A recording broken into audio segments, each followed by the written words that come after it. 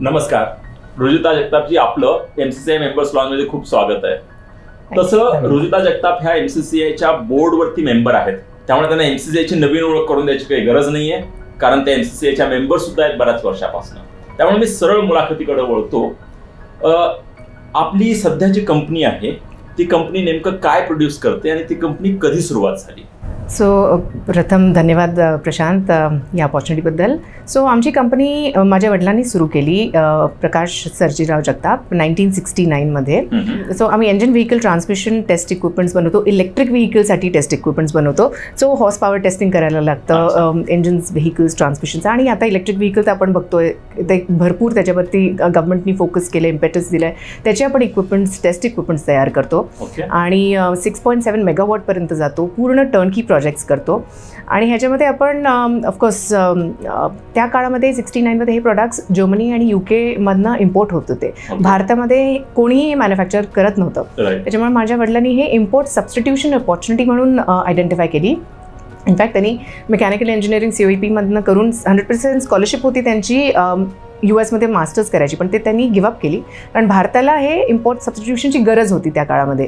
कारण एक डायनोज जे इम्पोर्ट केले जायचे ते ऑलमोस्ट वर्षभर रिपेअर व्हायला प्रॉब्लेम्स व्हायचे. जर्मनी आणि UKच्या सप्लायर्समध्ये त्यांना खूप इश्यूज होते कस्टमर्सला. तर that was a pain point. हे आयडेंटिफाय करून वडिलांनी पूर्ण स्कॉलरशिप गिव्हअप केली आणि 21 इयर्स ऑफ एज असताना त्यांनी हे त्यांच्या वरांड्यामध्ये सुरुवात केली, त्याच्यानंतर गराजमध्ये सुरुवात केली.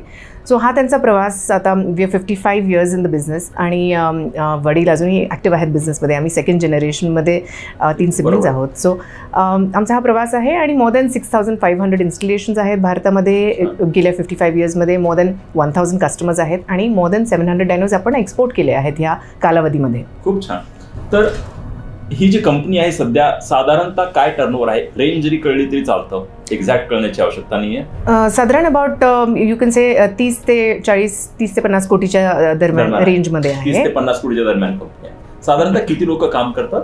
120 लोक काम करतात. त्याच्यामध्ये ऑलमोस्ट 90+ इंजिनियर्स आहेत. कारण हे मेकॅट्रॉनिक्स फील्ड आहे. आपलं कॅपिटल गुड्स मॅन्युफॅक्चरिंग कंपनी आहे आणि मेकॅट्रॉनिक्स हा आमचा कोर कॉम्पिटन्स आहे. त्या धर्तीवरती आपण सगळे इक्विपमेंट्स 90 इंजिनियर आहेत आणि इतर सपोर्ट स्टाफ असे 120-130 लोक काम करतात. बरोबर. छान. आणि आपण सांगितलं सद्यस्थितीला किती कस्टमर्स आहेत? साधारण 1000+ कस्टमर्स आहेत भारतामध्ये आणि परदेशातही आपण एक्सपोर्ट करतो. तर of course all put together more than 1000 म्हणता येईल. साधारणतः किती टक्के आपला रेव्हेन्यू हा एक्सपोर्ट्स मधनं येतो किंवा निर्यातीतनं येतो? ऑलमोस्ट आता 30-40% आत्ता सध्या इनफॅक्ट एक्सपोर्ट वाढला आहे आमचा. तर तेवढा आपण एक्सपोर्ट करतो ऑलमोस्ट. येस, अबाउट 30% तरी आपण एक्सपोर्ट करतो. खूप छान. तर ही आहे कहाणी एका अशा इंजिनियरची ज्यांनी COEP मधनं आपलं इंजिनिअरिंग केलं, ते रुजुताचे बाबा. आणि त्यांनी नंतर इम्पोर्ट सबस्टिट्यूशन करता यावं म्हणून एक स्वतःची कंपनी सुरुवात केली. ती आज तागायत सुद्धा वर्षानुवर्ष प्रगती करते आणि त्याविषयीच आपण बोलतोय. आता त्यात रुजुता आणि तिचे भाऊ बहीण सुद्धा काम करतायत. आपण त्याकडे वळूयात थोड्याच वेळामध्ये. मात्र मला सुरुवातीला हे विचारायचंय की तुमचं शिक्षण कुठं झालं आणि त्यानंतर तुम्ही डायरेक्टली बाबांची कंपनी जॉईन केली की आणखी काही काम केलं? माझं शिक्षण पुण्यामध्येच झालं. मी बिझनेस स्टडीज केलं, म्हणजे कॉमर्स केलं ग्रॅज्युएशनमध्ये आणि MBA इंटरनॅशनल मार्केटिंगमध्ये केलं, इंटरनॅशनल बिझनेसमध्ये केलं. आणि त्याच्यानंतर ॲक्च्युली माझ्या वडिलांचा हा हट्ट होता की तू कंपनी लगेच जॉईन कर इमिडिएटली. कारण त्यांचं मत होतं की बाहेर कशाला काम करायचं, आपलं पूर्ण एस्टॅब्लिश बिझनेस असल्यामुळे बाहेर कशाला काम करायचं आहे. पण माझं मत होतं की बाहेर काम करायचं होतं मला दुसऱ्या सिटीमध्ये, जिथे मला कोणी ओळखत नाही, माझ्या वडिलांना कोणी ओळखत नाही, माझ्या बिझनेसला कोणी ओळखत नाही कम्प्लिटली. मला एका ठिकाणी असं काम करायचं होतं जिथे कोणी मला ओळखत नाही आणि मला स्वतःच्या हिमतीवरती शिकायचं होतं. मला तिकडे ॲज अन एम्प्लॉई काम करायचं होतं, जिकडे स्वतःच्या कंपनीमध्ये काम करायचं काय होतं की मग लोक बॉसची मुलगी आहे, मग शिकवायला थोडं हेजिटेट करतात किंवा काय चुका झाल्या तर ते हायलाईट करायला हेजिटेट करतात. तर मला तसं नको होतं. स्वतःचा कॅलिबर, स्वतःचं मेरिट मला बाहेर पहिले दाखवायचं होतं आणि एस्टॅब्लिश करायचं होतं आणि त्याच्यानंतर स्वतःच्या कंपनीमध्ये काम करायचं होतं. त्याच्यामुळे मी तर वडिलांनी ऑफकोर्स नाकार दिला, पण आईनी मला सपोर्ट केलं. मग आईनी त्यांना कन्व्हिन्स केलं की बाबा तिला जाऊ दे, बाहेर काम करू दे. मग 6 महिन्याची अवधी दिलेली मला वडिलांनी. ते मी 6 महिन्याची मी 4.5 वर्ष स्ट्रेच केली. आणि त्याच्यानंतर ऑफकोर्स बाबांनी अगदी तिकडे म्हणाले, अल्टिमेटम दिला की तुला आता जॉईन व्हायलाच हवं. त्याच्यामुळं मग मी त्यांना जॉईन केलं 2006 मेमध्ये. पण 4.5 वर्ष मी बाहेर नोकरी केली टाटा स्टीलमध्ये आणि तिथे इंटरनॅशनल आणि domestic sales and marketing handle केलं. तिथे अगदी रेझिग्नेशन देस तोपर्यंत कोणाला माहिती नव्हतं माझा बिझनेस आहे बॅक होम. आणि ते वॉज शॉक्ड ॲक्च्युली जेव्हा मी ते रेझिग्नेशन दिलं की बाबा, कारण मी almost 7 days a week 18 hours a day काम करायचे, कारण मला शिकायचं होतं तिकडे खूप. टाटांच्या कंपनीमध्ये काम करणं हे खूप मोठी गोष्ट समजली जाते आजही. अगोदर तर आणखी जास्त मोठी समजली जायची. तर हे सर्व असताना सुद्धा आज ही चांगली पगार देणारी नोकरी सोडून स्वतःच्या उद्योगामध्ये तुम्ही प्रवेश केलात. आणि तो 2006 मेमध्ये 2006 साली, म्हणजे बऱ्यापैकी आता 17-1 वर्ष झाली, 16-17 वर्ष झाली त्या घटनेला. छान. तर या 16-17 वर्षाचा जर प्रवास पाहिला तर मला एक समजून घ्यायचंय की आपले बॉस आणि आपले बाबा हे एकच व्यक्ती असतात, राईट? तेव्हा हे इंटरॅक्शन ऑफिसमध्ये कसं होतं आणि तो प्रवास करताना काय अडचणी येतात किंवा काय चांगल्या गोष्टी घडतात, दोन्ही गोष्टी घडतात. हे फक्त तुमच्यासाठीच नव्हे तर तुमच्या ऑब्झर्वेशनमध्ये कुणासाठी हे काय कसं घडतं?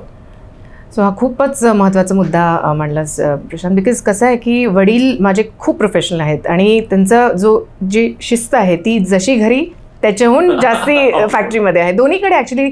घरी ऑफकोर्स आई जास्ती शिस्त बाळगते, इनफॅक्ट डिसिप्लिनेरियन आहे, पण वडील प्रचंड. आणि कधीही आम्ही बिझनेस घरी डिस्कस करत नाही आणि घरचे मुद्दे बिझनेसमध्ये डिस्कस करत नाही. तर पहिल्यापासून वडिलांनी ते स्ट्रिक्ट ठेवलेलं होतं. कधी we never take business to our home and we never get home to our business. त्यांच्यामुळं हे शक्य झालं. कारण अवघड कुठली तरी डेडलाईन येत असेल किंवा एखादा कॅश क्रंच असेल किंवा एखादा एम्प्लॉय लास्ट मिनिट सोडत असेल तर असं होतं का? म्हणजे तुमच्याच नव्हे, कुठल्याही उद्योजकाच्या घरी की संध्याकाळी घरी बोलूच नाही आपण उद्योगाविषयी, हे टू बी ऑनेस्ट पाळलंय आणि ते सक्सेसफुली इम्प्लिमेंट केलंय वडिलांनी. त्याच्यामुळे त्याचा खूप फायदा झाला ऑफकोर्स. त्याच्यामुळे बघायला गेलं तर when I join the company, मी आले तेव्हा 2006 मध्ये जॉईन केलं. तेव्हा ऑलमोस्ट 36 years ऑलरेडी कंपनी एक्झिस्टन्समध्ये होती आणि वडील एकमेव बघत होते बिझनेसकडे. आणि मी जॉईन केल्यानंतर ऑफकोर्स माझा एक्सपिरियन्स होता 4.5 वर्षाचा. तर मी आल्यानंतर मी फक्त वडिलांच्या जनरेशन बरोबर काम नाही केलं, पण माझी सिबलिंग, माझ्या भावाने पण शॉर्टली त्यावेळेस जॉईन केलं होतं. त्यांनी डिरेक्टली, सो माझ्या सिबलिंग्सनी जॉईन केलं तेव्हा त्यांनी बाहेरचा एक्सपिरियन्स नाही घेतला, डिरेक्टली जॉईन केलं कंपनीमध्ये. आणि मी एकमेव होते जिनी बाहेर काम केलं होतं. वडिलांनी पण डिरेक्टली सुरुवात केली होती. त्याच्यामुळे माझा पर्स्पेक्टिव्ह जो होता तो टाटा स्टीलचा होता आणि त्याचे तिथले जे बेस्ट प्रॅक्टिसेस होते ते मी इथे येऊन इम्प्लिमेंट करायचा ऑफकोर्स प्रयत्न केला. आणि इथे नॉट ओनली दॅट, आमचे मल्टिपल जनरेशन्स आहेत बिझनेसमध्ये.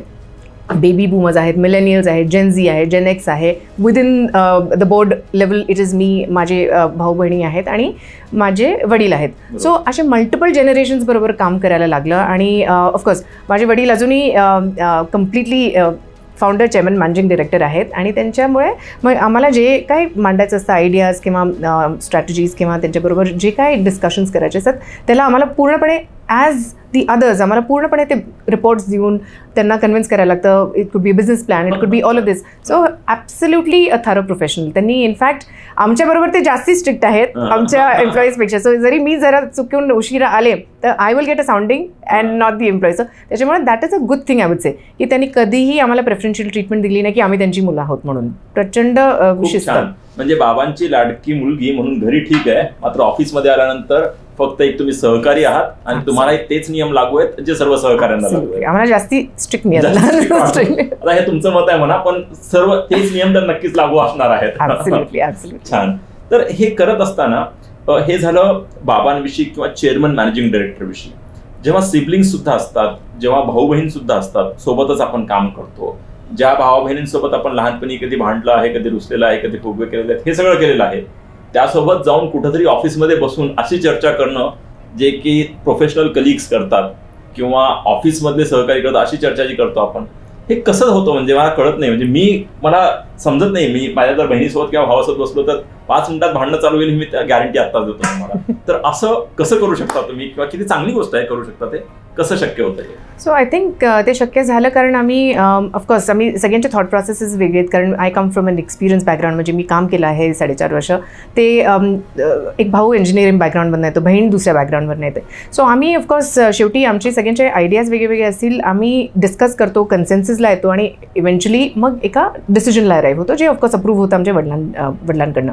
सो तसं आम्हाला कधी कधी होतं ऑब्व्हियसली काय डिफरन्सेस ऑफ ओपिनियन, पण ते शेवटी बोलण्यानी डिस्कशन्सनी, म्हणजे if you substantiate what you doing आणि त्याचे एक्झाम्पल्स दिले तर मग कोणी ना कोणी कन्व्हिन्स होतंच. सो त्याच्यामध्ये असं कधी झाले नाही डिफरन्स ऑफ ओपिनियन, असं झालं नाही, पण शेवटी फायनली कन्सेन्ससला येऊन बिझनेसच्या इंटरेस्टमध्ये काम केलं गेलं. सो दॅट नसेल तरी बिग बॉस ठरवतात. Exactly absolutely. ठीक आहे, चांगली गोष्ट आहे. कुठेही असंच होतं, कुठलेही सहकारी जेव्हा दोन एकच मत प्रत्येक वेळी असणं शक्य नसतं, तेव्हा कुणीतरी त्यांचा मॅनेजर ठरवत असतो. इन दिस केस ह्या मॅनेजर्सच तुमचे बाबा मॅनेजर आहेत किंवा चेअरमन आहेत, त्यामुळे ते ठरवतात. आणि ह्याच्यात फक्त एक ॲड करायचं आहे, आमचे तिघांचेही, आम्ही 4 सिबलिंग्स आहोत, त्यापैकी 3 बिझनेसमध्ये आणि एक अब्रॉड मायग्रेट झाली आहेत, पण आमचे तिघांचे रोल्स वेगळे आहेत. त्याच्यामुळे वेगळे रोल्स असल्यामुळे ओव्हरलॅप थोडाफार प्रमाणात होतो, कारण बिझनेस शेवटी एकच आहे, पण रोल्स वेगळे असल्यामुळे ओव्हरलॅप कमी होतो आणि त्याच्यामुळे मग ऑटॉनॉमी आहे आमच्या तिघांची आणि त्या ऑटॉनॉमीप्रमाणे आम्ही आमच्या एरियाजमध्ये काम करतो. प्रत्येकाच्या वाटेला जो रोल आलाय त्यात प्रत्येकजण त्या रोलविषयी खुश आहे का दुसरा रोल हवा वाटतो? नाही, खुश आहेत, कारण आमच्या कम्पिटन्सच्या दृष्टीने पण तो रोल डिफाईन केला गेला आहे. सो भाऊ इंजिनियर आहे, त्याच्यामुळे तो R&D प्रोडक्शन बघतो. मी मार्केटिंग आणि कॉमर्स बॅकग्राऊंडची असल्यामुळे मी बिझनेस डेव्हलपमेंट बघते, of course finance in terms of finance बघते, IT बघते, HR बघते. माझी बहीण दुसऱ्या बॅकग्राऊंडची असल्यामुळे ती दुसऱ्या एरिया बघते. So she is more on the real estate, treasury, admin, that area. कसं आहे ना की एखाद्या कुटुंबातली जेव्हा एकापेक्षा जास्त लोक एकत्र काम करतात तेव्हा त्यांचा इंटरेस्ट, त्यांचा कल पाहून त्या सर्वांना अलाइन करणं ही सुद्धा एक कला आहे. ठीक आहे, ती कला जर जमली तर थोडं सुखी नांदता येतं, सगळ्यांना एकाच छताखाली सुखी व्यवहार उद्योग करता येतो, उद्योग वाढवता येतो. नाहीतर एक प्रचंड काही अडचणी होतात, त्याही बऱ्याच लोकांकडनं आपण ऐकलेल्या आहेत. तर ही गोष्ट यातनं नक्कीच घेण्यासारखी आहे की प्रत्येकाचा कल पाहून, प्रत्येकाचा इंटरेस्ट, त्याची कॉम्पिटन्सी, त्याचं कौशल्य पाहून त्याला जर ते रोल दिले गेले तर मात्र एकापेक्षा जास्त घरातले लोकही एकत्र राहू शकतात आणि उद्योग करू शकतात आणि वाढवू शकतात, हेच यातनं आपल्याला समजायला येतं. हे झालं थोडंसं कुटुंबाविषयी आपण बोललो. आता आपण उद्योगाकडे वळूया. एक उद्योग म्हणून मागच्या 16-17 वर्षामध्ये तुम्ही जे पाहिलंय त्यात काय उद्योगात बदल घडतायत मला हे समजून घ्यायचंय की इंडस्ट्रीत काय मोठे बदल घडतायत. सो खूप महत्त्वाचा मुद्दा आहे, कारण आमचा जो बिझनेस आहे त्यांनी 5 डेकेड्स बघितलं आहे. सो जेव्हा सुरुवात झाली तेव्हा ऑफकोर्स आम्ही इंजिन व्हेकल ट्रान्समिशन टेस्ट इक्विपमेंट्समध्ये होतो, त्याच्यामध्ये आम्ही मोनोपॉलीमध्ये होतो. तो पण एक वेगळा मुद्दाच आहे. आम्ही मोनोपॉलिस्टिक सिच्युएशनमध्ये होतो जेव्हा आमचा 100% मार्केट शेअर होता, 100% शेअर ऑफ बिझनेस होता. त्याच्यानंतर आलं लिबरलायझेशन, 91 नंतर ओव्हरसीज प्लेयर्स आले भारतामध्ये. त्याच्यानंतर आमचेच लोकल काय कंपनीज, कॉम्पिटिटर्स निर्माण झाले. जरी आज बघायला गेलं तर आमचा अनपॅरलल्ड इन्स्टलेशन बेस आहे, कस्टमर बेस आहे, पण आहेत मशरूमिंग कॉम्पिटिशन आहेच. सो ऑब्व्हियसली त्याला सामोरं जायला लागलं. सो आमचे स्ट्रॅटेजीज जे पूर्वी मोनोपॉलिस्टिक सिच्युएशनमध्ये होत्या त्या चेंज करून परफेक्ट कॉम्पिटिशन सिनारिओमध्ये ते ट्यून करायला लागल्या. सो त्याच्यामुळे ते सगळे चेंजेस कंपनीमध्ये करायला लागले आणि ते केले आणि दॅट वॉज सक्सेसफुल. त्याच्यानंतर प्रॉडक्ट टेक्नॉलॉजीज आपण चेंज करत गेलो, इनफॅक्ट इव्हॉल्व्ह करत गेलो ॲज पर कस्टमर नीड्स. महत्त्वाचा मुद्दा असा की आम्ही R&Dचं DSIR department of science and technology government of इंडियाचं जे अप्रुव्हल आहे ते आपल्या पुण्याच्या आमचं पहिलं युनिट आहे 70sमध्ये ज्याला ते अप्रुव्हल मिळालं. त्याच्यामध्ये आम्ही खूप R&D केली आणि अजूनही करतो आणि त्या R&Dमधनं इनोव्हेटिव्ह आणि इन्व्हेन्शन्स एवढे झाले आहेत की ते सगळे in line with the customer requirements आणि प्रोॲक्टिव्हली आम्ही ते सगळं करत गेलो. त्याच्यामुळे आमचा पोर्टफोलिओ पण आता मोर दॅन, आमचे प्रोडक्ट लाईन्स बघायला गेलं तर मोर दॅन 650 प्रोडक्ट्स आहेत आपले पोर्टफोलिओमध्ये आणि जे सगळे अपडेट म्हणजे अगदी नव्या टेक्नॉलॉजीचे. आणि आम्ही in fact we take the leap before the customer even thinks about it. So that is important. So दोन्ही आपण प्रोॲक्टिव्ह रिॲक्टिव्ह दोन्हीही प्रोडक्ट डेव्हलपमेंट्स केलेले आहेत. खूप छान. हे सर्व करत असताना मला जेव्हा बरेच लघुमध्यम उद्योजक असतात म्हणजे ज्यांचा टर्नओव्हर 250 कोटींच्या कमी आहे, तुमचा 30 ते 50 कोटीच्या घरात आहे, तर लघुमध्यम उद्योजक नेहमी काही लोक, त्यातले सर्वच असे नाही, त्यांचा हा मुद्दा मांडतात की मोठ्या कंपन्या, काही कंपन्या वेळेवरती पैसे देत नाहीत, त्यामुळे वर्किंग कॅपिटलचा एक मोठा इश्यू येतो. तुम्ही जेव्हा तुमचे मटेरियल सप्लाय करता मोठ्या कंपन्यांना, त्यातल्या काही कंपन्या 45 दिवसात त्यांना द्यायला हवं मात्र ते देत नाहीत, असं होतं का? प्रचंड महत्त्वाचा मुद्दा आहे आणि प्रशांत आयड लाईक टू मला याच्याबद्दल थोडंसं बोलायला आवडेल. काय झालं, आमचे कस्टमर्स गव्हर्नमेंट आहेत, डिफेन्स आहेत, प्रायव्हेट ऑर्गनायझेशन्स आहेत आणि ह्याच्यामध्ये आजकाल असं झालं आहे की हे सगळे कस्टमर्स जे आहेत ते त्यांचे पेमेंट टर्म्स लेवी करतात आणि मग तुम्हाला ते अबाईड करायलाच लागतात. म्हणजे आयदर तुम्ही ॲक्सेप्ट करा नाही तर मग ते दुसरे एक्झॅक्टली बाकी कॉम्पिटिटर्स तयार असतात. त्याच्यामुळं it is only one way. It's म्हणजे त्यांच्या पेमेंट टर्म्सला आम्हाला अग्री करायलाच लागतं आणि none of them are 45 days. त्याच्यामुळे ते डिलेड पेमेंटचा हा मुद्दा प्रचंड 6-6 महिन्याच्या पुढे पण आहेत कित्येक केसेसमध्ये.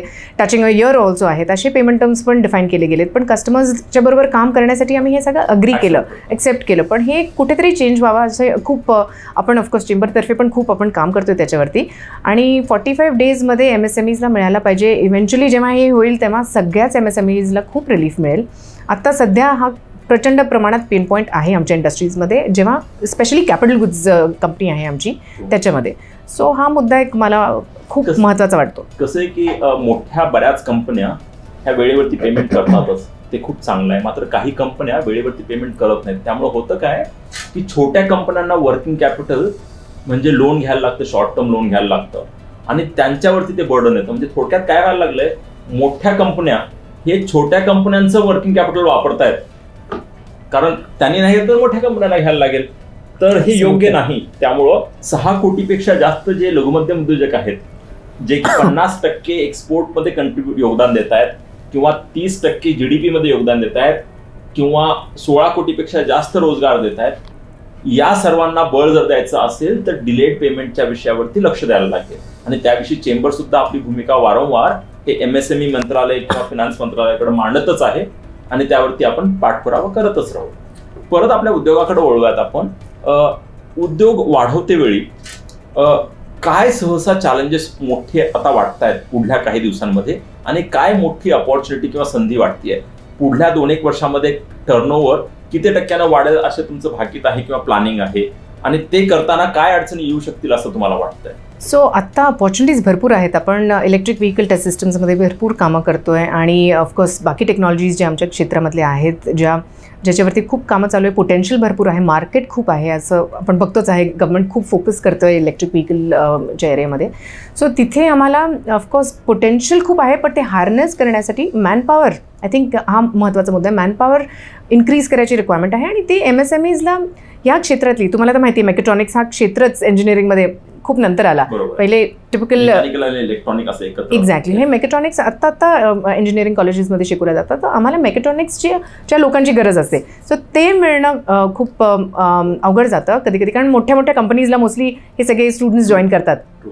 त्याच्यामुळे MSMEsला टॅलेंट अट्रॅक्ट करणं हे आय थिंक तो एक चॅलेंज आहे. पण जर ते येतात तर मग ऑब्व्हियसली ते सोडत नाहीत, कारण त्यांना जो एक्सपोजर मिळतो, आम्ही जे ऑटॉनॉमी देतो आणि जे आम्ही त्यांना एक्सपोजर देतो त्याच्यामध्ये त्यांना शिकायला प्रचंड प्रमाणात मिळतं. At the same time of course poaching तर होतंच, कारण मोठ्या कंपनीजला ट्रेन मॅनपॉवर पाहिजे आणि आमच्याकडे जे ट्रेन होतात त्यांना ते ऑब्व्हियसली खूपच चांगले ट्रेन होतात. तर त्याच्यामुळे ते कस्टमरकडे गेले तर आमचे अम्बॅसेडरच होतील. त्याच्यामुळे तो एक ऑफकोर्स पॉझिटिव्ह आहे.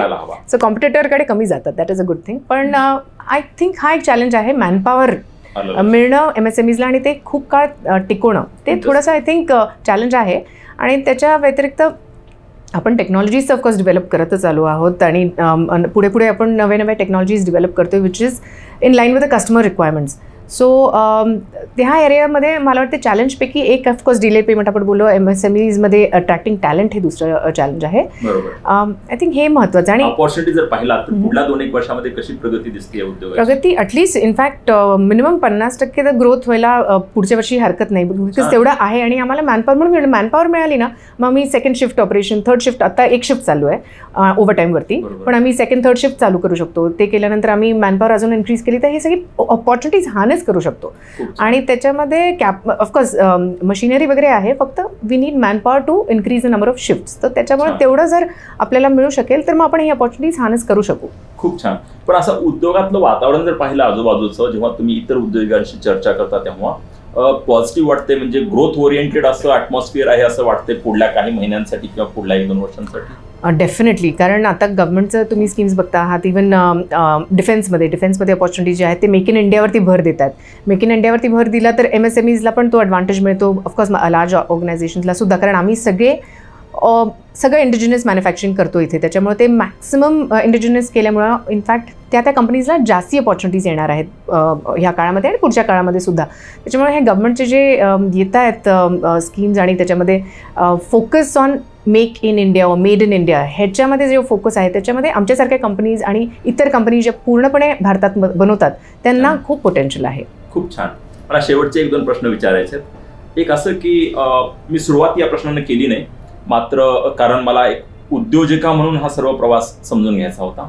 मात्र आज जेव्हा मी शूटिंग करतोय, आज तारीख आहे 8 मार्च, आज जागतिक महिला दिन आहे. त्यामुळे जागतिक महिला दिनाच्या तुम्हाला आणि ऐकणाऱ्या सर्व महिलांना शुभेच्छा. थँक्यू. आज जरी जागतिक महिला दिन नसता तरी हा प्रश्न विचारला असता मी, पण आज आणखी जास्त पर्टिनंट प्रश्न होतो तो असा की एक महिला उद्योजका म्हणून काम करताना आजही काय अडचणी येतात किंवा अगोदर काय अडचणी येत होत्या त्या कमी झाल्यात, ह्या दोन्ही बाजूंवरती आपण बघूयात पॉझिटिव्ह आणि आणखी काय राहिलेलं आहे करण्यासारखं. सो मला थोडंसं फ्लॅशबॅक पण करते ह्याच्यामध्ये. जेव्हा मी टाटा स्टीलमध्ये नोकरी करत होते तेव्हा इनफॅक्ट मी एकटीच फंक्शनल रोलमध्ये होते, बाकी सगळे women were in the secretarial role. त्या काळामध्ये पण डायव्हर्सिटी खूप कमी होती. तो कालावधी होता 2002 ते 2006 वर्षापूर्वीचा. एक्झॅक्टली. सो त्या काळामध्ये 2002 ते 2006 मध्ये कमीत म्हणजे फंक्शनलमध्ये मी एकटी होते आणि बाकी सेक्रेटेरियल पोस्टमध्ये होत्या. टाटा कंपनी जी प्रमोट करते म्हणून तितकं तरी होतं. एक्झॅक्टली. इतर ठिकाणी तर तेही कदाचित नसतं. एक्झॅक्टली. त्याच्यामुळे तो काळ जो होता, ऑफकोर्स आता मी बघते तर खूप गव्हर्नमेंटचं फोकस आहे, कंपनीजचं फोकस आहे डायव्हर्सिटीवरती. त्याच्यामुळे मी स्वतः पण माझ्या कंपनीमध्ये फोकस करते की किती जास्तीत जास्त डायव्हर्सिटी आपण करू शकू. बिकॉज जेवढं आपण करू तेवढं आपल्याला बेनिफिशियल आहे. कारण माझा टार्गेट आहे 50% at least 50% women 50% main in the workforce. कारण दोन्हीमध्ये स्ट्रेंथ असतं असं माझं मत आहे. दोन्ही दे आर ऑल आणि एकत्र टँडम पद्धतीने काम केलं तर कंपनीचा प्रोग्रेस होतो. त्याच्यामुळे माझं हे मत आहे सगळ्याच कंपनीजने इव्हेंच्युअली कधीतरी reach the level of 50% diversity at least. आणि आम्ही हे फोकस करत आलो आहे. आणि इनफॅक्ट मी भरपूर कॉलेजेसमध्ये पण इंडस्ट्री अकॅडमिया कनेक्ट करते आणि मी भरपूर कॉलेजेसमध्ये बोलायला जाते त्यांच्याशी, ज्याच्यामध्ये इव्हन स्त्री शिक्षण संस्था पण आहेत त्याच्यामध्ये, ज्याच्यामध्ये मी जाऊन त्यांना इन्स्पायर करायचा प्रयत्न करते की कुठेही मॅन्युफॅक्चरिंग डोमेन पण तुम्ही कमी समजू नका. कारण खूप महिला सर्व्हिस डोमेनमध्ये जातात, बँकिंग डोमेनमध्ये जातात, IT डोमेनमध्ये जातात, मॅन्युफॅक्चरिंगकडे खूप कमी वळतात. अजूनही मॅन्युफॅक्चरिंग डोमेनमध्ये कमीच आहे डायव्हर्सिटी, पण ती इन्क्रीज होईल जेवढा आपण जास्ती अवेअरनेस देऊ, जेवढा आपण जास्ती लोकांबरोबर कनेक्ट करू आणि ह्याचे फायदे सांगू, तेवढे लोक जास्ती इन्स्पायर होतील आणि या क्षेत्राकडे वळतील असं माझं मत आहे. आणि त्याच्यामुळे मी बिझनेसच्या पलीकडे मी ह्या सगळ्या अकॅडमिया इन्स्टिट्यूशन्समध्ये वारंवार जाऊन हे त्यांना बोलत राहते, इन्स्पायर करत राहते आणि त्यांना अवेअरनेस देत राहते की ह्या क्षेत्रातल्या अपॉर्च्युनिटीज काय आहेत. आणि not only as a professional but as an entrepreneur.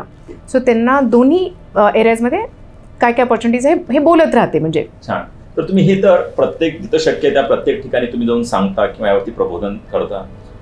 त्यासोबतच मला हे विचारायचं आहे की एक या सर्व गटांपैकी एक गट इंटरेस्टिंग तो असा आहे की फॅमिली बिझनेस ज्यांचा फॅमिली बिझनेस आहे आणि त्यांची मुलगी आहे एखाद्याची किंवा एखादी मुलगी जी फॅमिली बिझनेसमध्ये वाढतीये, तिच्यासाठी काय संदेश असेल किंवा तिच्या घरच्यांसाठी काय संदेश असेल. स्पेशली तुम्ही ज्यांनी स्वतः वडिलांनी चालू केलेली फॅक्टरी ही लहानपणापासून पाहिलेली आहे, त्यानंतरही तुम्ही टाटा सारख्या एका मोठ्या कंपनीमध्ये काम केलंय, त्यानंतर त्याच्या अगोदर तुम्ही MBA केलं, त्यानंतर काम केलं, त्यानंतर आज स्थितीला तुम्ही तुमची स्वतःची कंपनी पाहत असताना प्राज इंडस्ट्री सारख्या मोठ्या कंपनीमध्ये बोर्ड ऑफ डायरेक्टरमध्ये आहात किंवा MCCI मध्ये बोर्ड ऑफ डायरेक्टरमध्ये आहात तुम्ही ॲज अ बोर्ड मेंबर.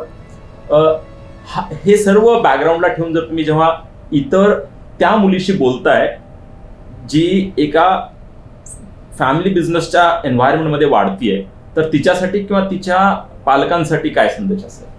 खूपच उत्कृष्ट प्रश्न आहे हा. मला खूप ह्याच्यासाठी मला महत्त्वाचा आहे हा, कारण मी स्वतः आय थिंक जेव्हा मी माझ्या लाईफमध्ये रिफ्लेक्ट केलं, आत्तापर्यंतच्या लाईफमध्ये रिफ्लेक्ट केलं, तर मला वाटतं लहानपणी मी 26 वर्षाची असेल तोपर्यंत मी कधी बिझनेसमध्ये आले नव्हते. तोपर्यंत दसऱ्याच्या पूजेसाठीच जायचे मी फक्त.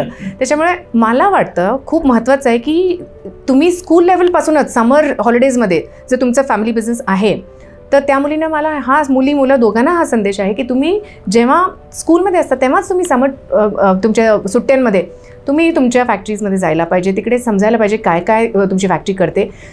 जेवढी तुमची केपेबिलिटी आहे तिथं तुम्हाला सगळे शिकवतील आणि तुम्हाला ते जर तुम्ही शिकलात लहान वयात मग तुम्हाला कळेल की पुढे जाऊन तुम्हाला शिकायचं काय, कुठलं शिक्षण घ्यायला पाहिजे ज्याने माझ्या बिझनेसला फायदा होईल.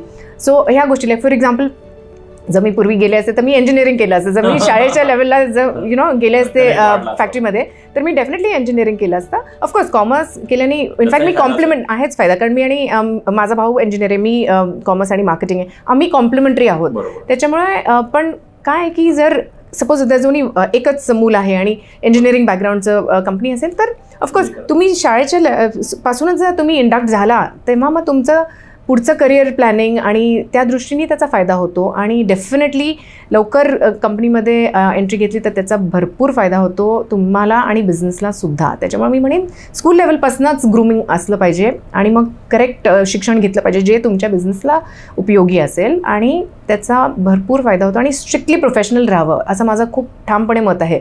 बिझनेसमध्ये तुम्ही तुमच्या फॅमिली बिझनेसमध्ये सुद्धा इव्हन तुमच्या फॅमिली मेंबर्सबरोबर कंपनीमध्ये तुम्ही प्रोफेशनल्स आहात, घरी तुम्ही फॅमिली मेंबर्स आहात, त्याच्यामुळे तसं वातावरण ठेवलं तर डेफिनेटली फायदाच होतो. खूप छान. तर ही आज अशी मुलाखत होती रुजुताजींची, जी की एक लहान मूल आपल्या बाबांचं बोट धरून आपल्या फॅक्टरीपर्यंत जाते कुठली फक्त एखादी दसऱ्याची पूजा करण्यासाठी. तिथून शिक्षण, कॉमर्समध्ये शिक्षण, MBA करणं, त्यानंतर टाटा सारख्या एका मोठ्या कंपनीमध्ये काम करणं, परत आपल्या स्वतःच्या कंपनीमध्ये येणं, ती कंपनी वाढवण्यासाठी मदत करणं आणि करत राहणं कंटिन्युअसली. त्यासोबतच मोठ्या लिस्टेड कंपन्यांवरती किंवा इंडस्ट्री असोसिएशनवरती बोर्ड मेंबर्स राहणं, वेगवेगळ्या संस्थांमध्ये जाऊन जे प्रबोधन करता येतं ते करणं, हा सर्व प्रवास नक्कीच तुमच्यापैकी काही जणांना प्रेरणादायी वाटणारा असा आहे. आपल्याला काय वाटतं हे आपण नक्की कमेंट्समध्ये कळवाल आणि रुजुताजींसाठी जर आणखी काही प्रश्न असतील तुम्ही ते सुद्धा विचारू शकता. परत एकदा तुम्हाला आणि ऐकणाऱ्या सर्व महिलांना आजच्या या जागतिक महिला दिनानिमित्त खूप खूप शुभेच्छा आणि आपल्याला आपल्या पुढील प्रगतीसाठी खूप खूप शुभेच्छा. धन्यवाद. धन्यवाद प्रशांत. धन्यवाद.